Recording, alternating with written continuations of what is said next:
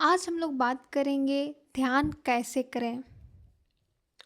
हम लोग अध्याय 6 में पहुंच गए हैं और इस चैप्टर में आ गए हैं ध्यान कैसे करें। इसके बारे में आज हम लोग चर्चा करेंगे। 47 श्लोकों में गूंथे इस अध्याय में बताया गया है कि मनुष्य स्वयं परमात्मा का अंश है, अर्थात शरीर को चलाने वाली आत्मा स्वयं परमात्मा का जीता जागता सूक्ष्म रूप है, जिसका नाश नहीं हो सकता। वह नित्य निरंतर रहने वाला है।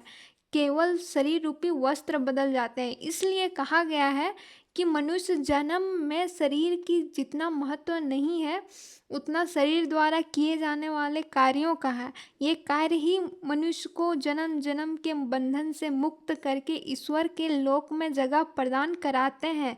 इस संसार में जो भी कमाते हैं, लौटते समय खाली हाथ जाने से अच्छा है कि उन सभी चीज़ों को समाज की भलाई में खर्च कर दें और पुण्य कर्म साथ में ले जाएं। भगवान कृष्ण अर्जुन को समझाते हैं, संन्यास का ही एक रूप योग है।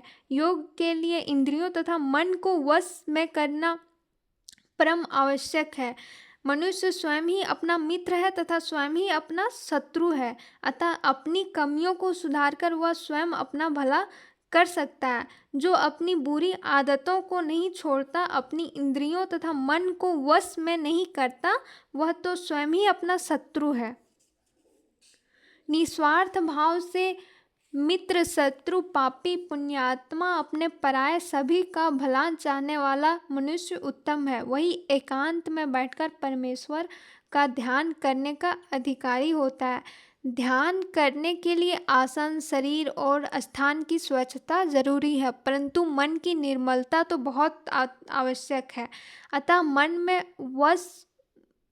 मन को वश में करके रीढ़ को सीधा रखकर दोनों भौहों के बीच में या नाक की नोक पर दृष्टि एकाग्र करके बैठना चाहिए। योग को वही सिद्ध कर सकता है जो ना जाने तो अधिक अन्न खाने वाला है, ना भूखा रहने वाला है, ना बहुत अधिक सोने वाला है और ना ही हर समय जागने को विवश है। योग करने में सामान्य आहार वाला व्यक्ति ही सफल रहता है। जो मुझे सब में देखता है वह सरलता से मुझे पा लेता है। जो सदा मेरा चिंतन और भजन करता है, उस पर मैं सदैव अपनी कृपा बनाए रखता हूँ। अर्जुन ने पूछा, हे मधुसूदन, मन की चंचलता के कारण यह योग करना अति कठिन है। मन चंचल ही नहीं, शक्तिशाली और हठी भी है। इसे वश में करना चंचल वायु को बांधने की तरह कठिन है। भगवान कृष्ण ने उत्तर दिया, यह तो ठीक है कि मन चंचल है, परंतु वैराग्य भाव से तथा अभ्यास से इसे वश में किया जा सकता है। स्पष्ट है कि जो इस मन को वश में नहीं कर सकते, वे योग में कभी सफल नहीं हो सकते। अर्जुन ने पूछा, हे कृष्ण, जो योग के रास्ते में चल रहा है और कहीं जाकर वह विचलित होकर योग भ्रष्ट हो जाए तो उसकी क्या गति होती है, अर्थात वह साधक क्या लोक परलोक से पतित होकर नष्ट हो जाता है? कृपया मेरे इस संदेह को दूर करें। तब भगवान श्री कृष्ण बोले, हे धनंजय, जो परमात्मा का परमार्थ पथ पर चलने वाला है, उसको हानि कभी नहीं होता। ऐसा ईश्वरीय नियम है। ऐसे धर्म पथ में भटक जाने पर उस आत्मा को मुक्ति नहीं मिलती, परंतु वह उत्तम लोकों तथा सदाचारी परिवारों में जन्म लेते हैं। इस प्रकार उनका अर्जित ज्ञान नष्ट नहीं होता तथा अगले जन्म में अपनी सतपथ यात्रा आगे बढ़ा सकते हैं। पूर्व जन्म में संस्कार उसे सहज ही स्वभावतः मिल जाते हैं। वे अपनी साधना आगे बढ़ाने के लिए अवसर प्राप्त करते हैं।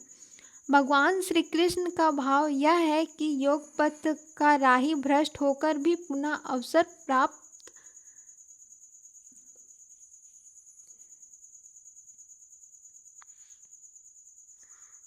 भगवान श्री कृष्ण का भाव यह है कि योग पथ का राही भ्रष्ट होकर भी पुनः अवसर प्राप्त कर पाता है।